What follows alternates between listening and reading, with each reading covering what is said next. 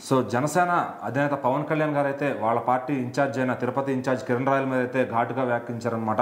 అసలు ఆయన ఏం చెప్పారు, ఈయన ఏం చేశాడని చెప్పి ఆయన అంత కఠినంగా వ్యవహరిస్తున్నారు. ఇప్పుడు ముఖ్యంగా పవన్ కళ్యాణ్ గారు ఎట్లా అంటే ఇక్కడ ఏ అన్యాయం జరిగినా కూడా వితిన్ మినిట్స్లో ఖచ్చితంగా రియాక్ట్ అవుతూ ఉంటారు. అది ముఖ్యంగా ఆడపిల్లల విషయంలో మాత్రం ఖచ్చితంగా వాళ్ళకు న్యాయం చేసేంత వరకు ఆయన నిద్రపోవడం చెప్పుకోవచ్చు. సో ఇక్కడ ఏం జరిగిందంటే తిరుపతికి సంబంధించి అక్కడ నియోజకవర్గానికి ఇన్ఛార్జ్గా ఉన్నటువంటి కిరణ్ రాయల మీద ఒక మహిళ మాత్రం తను అఘాయిత్యం చేశాడని, అదేవిధంగా 1,30,00,000 వరకు నగదు తీసుకున్నాడు, 30 సవరాల బంగారం ఇచ్చాను అండ్ తనతో పాటు ఉన్నటువంటి కొన్ని వీడియోస్ కూడా, ప్రైవేట్ వీడియోస్ కూడా ఆమె రిలీజ్ చేయడం జరిగింది. సో అవి చూసినప్పుడు చాలా మంది కూడా షాక్ అయ్యారు. అదేంటి అసలు వీళ్ళు ఈ విధంగా కూడా చేస్తారా? ముఖ్యంగా ఒక వీడియోలో ఎట్లా అంటే ఒక బెడ్ పైన ఉన్నప్పుడు, ఏకాంతంగా ఉన్నప్పుడు తన మెడలో ఉన్నటువంటి గోల్డ్ చైన్ తీసి కిరణ్ రాయల్ మెడలో కూడా తను వేసింది అనమాట.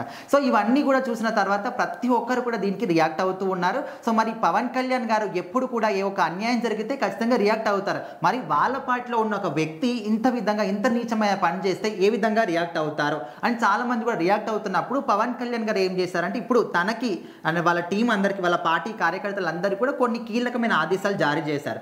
ఎట్లా అంటే ఇప్పుడు కిరణ్ రాయల్ మీద ఈ విధంగా కొన్ని ఆరోపణలు వస్తున్నాయి, దానికి సంబంధించిన ఆడియో లీక్స్ కానీ అదేవిధంగా వీడియోలు కూడా ప్రూఫ్స్గా కనిపిస్తున్నాయి. అసలు ఏం జరిగింది క్షుణ్ణంగా ప్రతి ఒక్కటి కూడా పరిశీలించి ఇన్ఫర్మేషన్ ప్రతి ఒక్క చిన్న విషయాన్ని కూడా సేకరించి నాకు అప్పచెప్పాలి. సో అప్పటి వరకు మాత్రం తాత్కాలికంగా కిరణ్ రాయల్ని పార్టీ సేవల నుంచి తొలగిస్తున్నాననే విధంగా కొన్ని ఆదేశాలు అయితే జారీ చేశారు.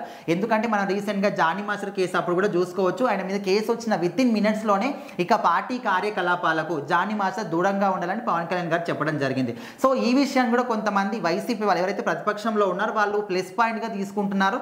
ఇన్ని రోజుల పాటు మా మీద మా పార్టీలో ఉన్న వాళ్ళ మీద ఆ విధంగా వచ్చాయి, ఈ విధంగా వచ్చాయి, కేసులు పెట్టారు అంటున్నారు కదా.